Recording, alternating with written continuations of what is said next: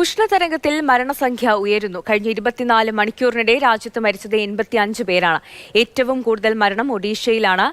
B Balagopal ഉണ്ട് ഡൽഹിയിൽ നിന്നും വിവരങ്ങളുമായി. ബാലു, 85 പേരുടെ മരണം എന്ന് പറയുമ്പോൾ തീർച്ചയായും ആശങ്കയുടെ ഒരു സാഹചര്യമാണ്. നിലവിൽ എന്തെങ്കിലും മുന്നറിയിപ്പുണ്ടോ? എന്താണ് നിലവിലെ സ്ഥിതി? സന്ധ്യ, തീർച്ചയായിട്ടും തികച്ചും ആശങ്ക നൽകുന്ന വാർത്തയാണ് ഇപ്പോൾ പുറത്തു വരുന്നത്. ഇത് കഴിഞ്ഞ 24 മണിക്കൂറിന്റെ സർക്കാരിന്റെ ഔദ്യോഗിക കണക്കുകൾ പ്രകാരമാണ് ഏതാണ്ട് 85 പേർ ഈ രാജ്യത്തിന്റെ വിവിധ ഭാഗങ്ങളിൽ ഈ ഉഷ്ണതരംഗത്തെ തുടർന്ന് മരിച്ചിരിക്കുന്നത്. ഇത് പ്രധാനമായും ഈ മരണം റിപ്പോർട്ട് ചെയ്യപ്പെട്ടിരിക്കുന്നത് ഒഡീഷ, ബീഹാർ, ജാർഖണ്ഡ്, രാജസ്ഥാൻ, ഉത്തർപ്രദേശ് എന്നീ സംസ്ഥാനങ്ങളിൽ നിന്നാണ് ഈ മരണം റിപ്പോർട്ട് ചെയ്യപ്പെട്ടിരിക്കുന്നത്. ഇതിൽ ഏറ്റവും കൂടുതൽ മരണം റിപ്പോർട്ട് ചെയ്യപ്പെട്ടിരിക്കുന്നത് ഒഡീഷയിൽ നിന്നാണ്. ഒഡീഷയിൽ കഴിഞ്ഞ 24 മണിക്കൂറിനിടയിൽ 46 പേർ മരിച്ചു എന്നാണ് സർക്കാരിന്റെ ഔദ്യോഗിക കണക്കുകൾ വ്യക്തമാക്കുന്നത്. ഈ സാഹചര്യത്തിൽ ഇത് സംബന്ധിച്ച ഒരു ഉന്നതതല അന്വേഷണത്തിന് ഈ ഒഡീഷ ആരോഗ്യവകുപ്പ് നിർദ്ദേശം നൽകിയിട്ടുണ്ട്. കാരണം എന്തുകൊണ്ടാണ് ഇങ്ങനെ മരണം വർദ്ധിക്കുന്നത്, മരണം ഉണ്ടാകുന്നത് എന്നതിനെ സംബന്ധിച്ച് അന്വേഷണം നടത്തുവാൻ വേണ്ടി ഇപ്പോൾ ഒഡീഷ ആരോഗ്യവകുപ്പ് നിർദ്ദേശിച്ചിട്ടുണ്ട് എന്നാണ് ലഭിക്കുന്ന വിവരം. ഒഡീഷയിൽ ഈ താപനില ഏതാണ്ട് 50 ഡിഗ്രിക്ക് അടുത്തേക്ക് എത്തുന്നു എന്നതാണ് മറ്റൊരു ആശങ്കപ്പെടുത്തുന്ന കാര്യം. ഒഡീഷയ്ക്ക് കഴിഞ്ഞാൽ പിന്നീട് ഏറ്റവും കൂടുതൽ മരണം റിപ്പോർട്ട് ചെയ്യപ്പെട്ടിരിക്കുന്നത് ബീഹാറിൽ നിന്നാണ്. ബീഹാറിൽ ഏതാണ്ട് 41 പേരാണ് 40 പേരാണ് ഈ കഴിഞ്ഞ ദിവസങ്ങളിൽ ഈ ഉഷ്ണതരംഗത്തെ തുടർന്ന് മരണം റിപ്പോർട്ട് മരിച്ചതെന്നാണ് കണക്കുകൾ വ്യക്തമാക്കുന്നത്.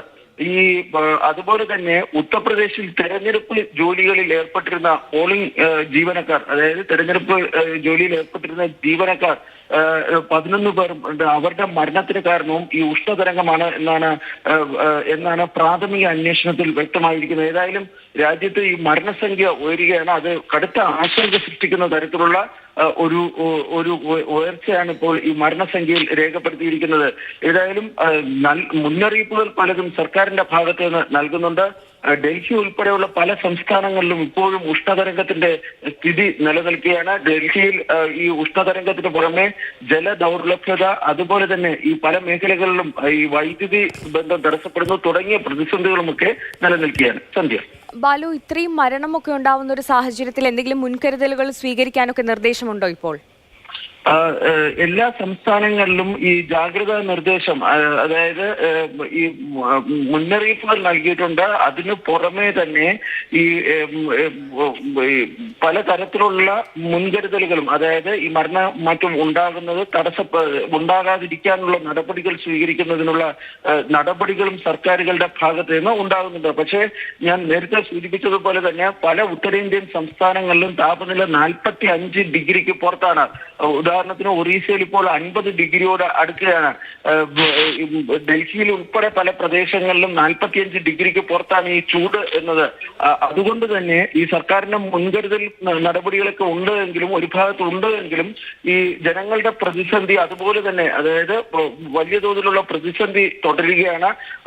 ഈ പല ആശുപത്രികളിലും ഇങ്ങനെ ഈ ഉഷ്ണതരംഗവും മറ്റും ഏറ്റ് ചികിത്സയ്ക്ക് വരുന്നവർക്ക് ചികിത്സാ സംവിധാനങ്ങൾ ഏർപ്പെടുത്തുന്നതിനുള്ള നടപടികളൊക്കെ ആരംഭിച്ചിട്ടുണ്ട്. പക്ഷെ എന്നിരുന്നാൽ പോലും സ്ഥിതി അല്പം ആശങ്കപ്പെടുത്തുന്ന രീതിയിലാണ് ഇപ്പോൾ നിലനിൽക്കുന്നത്.